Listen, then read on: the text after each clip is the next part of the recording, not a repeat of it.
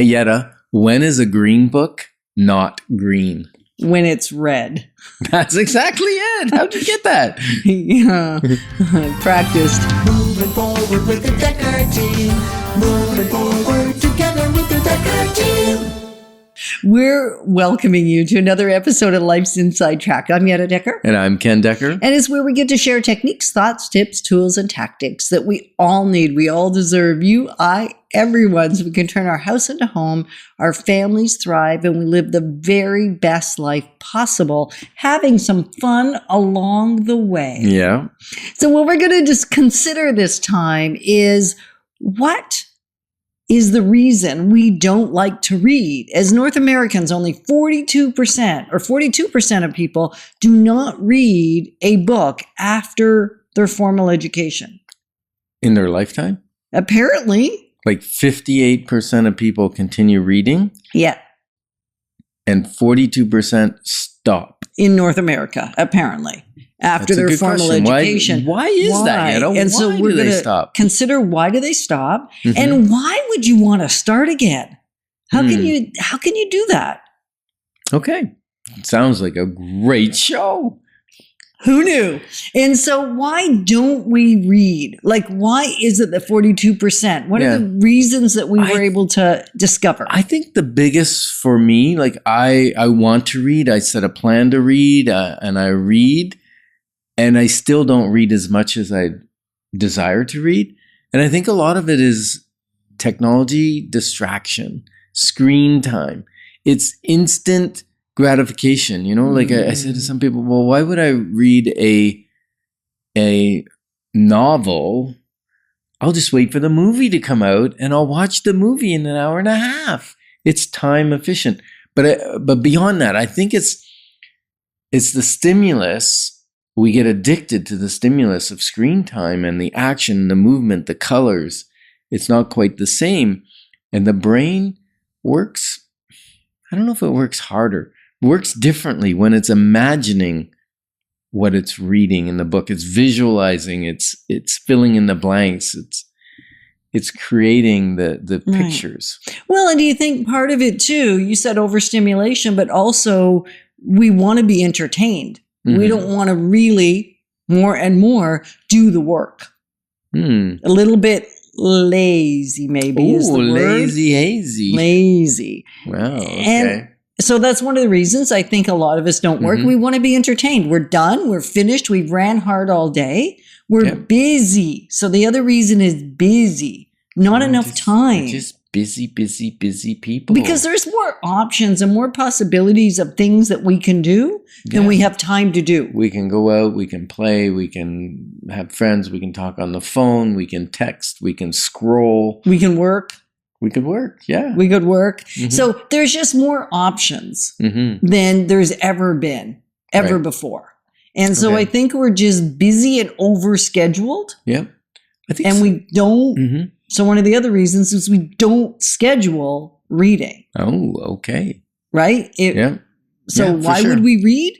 Well, it's not usually just going to fall on our lap. Like the book doesn't generally fall off the bookshelf unless I put too many in there. Yeah, we have really smart bookshelves. Yes, we do, because there's a lot of books on those shelves. All right. So I think part of it too is people might find reading boring because the previous books they've read, whether it was at university, college, high school, public school, whatever, they found them boring. Maybe they were forced on them. It wasn't the subject matter that they would like, or maybe the style of the author, the writing style, right?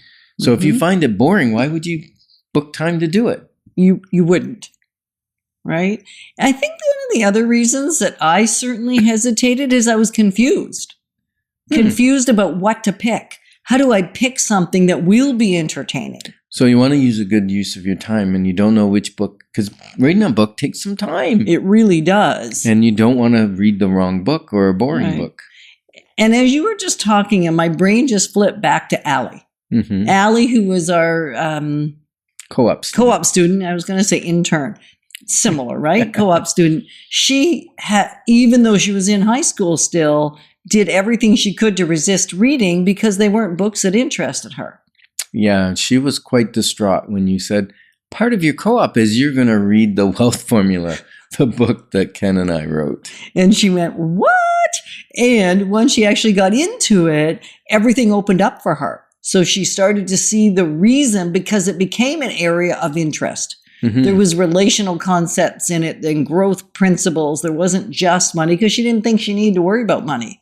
And yet, as she read the book, she realized if she can handle money today with the little she has, it'll be easier when she has more. So if you haven't seen that episode, it's actually a really good one that illustrates a lot of what we're talking about. It was May 18th, I think, in 2023. And so if you want to go back and find that episode, it's a cool interview. Yeah. Yeah, I wasn't involved in it, so. It makes it even cooler, right? So if you're thinking, I want to do more reading, we have an invitation for you that's a little unique this time. And that is, we're doing a book club starting in just a few weeks, November 23rd, 2023.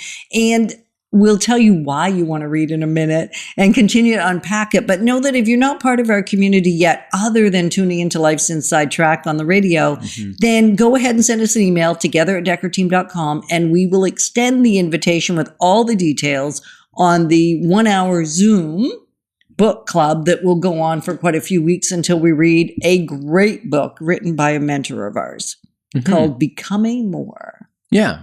And that's starting November 23rd. Yeah. Right. And Mentor Coach, it's an amazing book. We were pre-readers, so we got to read it before it came out on the market. Awesome. And it's out now, so you'll be able to find the links on our pages and be able to buy the book. And it's not a pre-order anymore, but certainly order it so you have it to read along when we're doing the book club. So let's talk about what makes reading fun again. And I think the number one is what you just said. Whenever I read a book in a book club, like with other people, I get the companionship, the readership. We read books together frequently, the two of us, and I just find it's more fun. Also, I have a deadline. I like deadlines. I like deadlines. So if I have to read 2 chapters before next Thursday, sometimes I'm reading it Wednesday night, or Thursday morning, and yet I'm getting it done. Right. And reading, one of the reasons you want to read is it actually reduces stress and anxiety because it slows you down. Cool. Right? Yeah, it gives you those good endorphins, especially if it's a topic you enjoy, you're passionate about it, or maybe it's a fantasy, a fiction book, or mystery, and it gets you going, right? Yeah. So why read? Because it will move you forward. They actually have proven again and again, readers are often leaders. They have more influence in life, and they actually earn more money.